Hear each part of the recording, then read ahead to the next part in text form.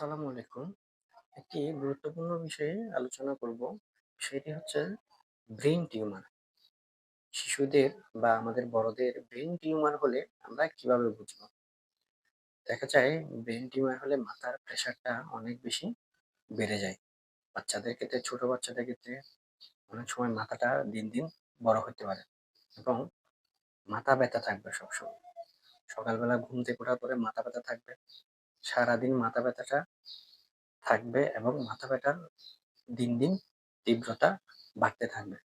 অনেক সময় দেখা যায় হাঁচি দিলে, কাশি দিলে মাথা ব্যথা অনুভব করতে পারে এবং নিচের দিকে ঝুঁকলে, সামনের দিকে ঝুঁকলে মাথা ব্যথা বেড়ে যেতে পারে।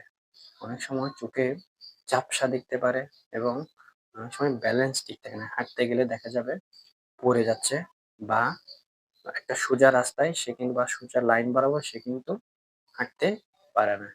ইভেন মাথা ব্যথা ইভেন ব্রেইন টিউমার থেকে কিন্তু অনেক সময় প্যারালাইসিস নিয়েও আমাদের কাছে আসতে পারে। সুতরাং এই উপসর্গগুলা যদি দেখা দেয় কখনো অবহেলা করবেন না। অবশ্যই ডাক্তারের পরামর্শ নিবেন। ধন্যবাদ।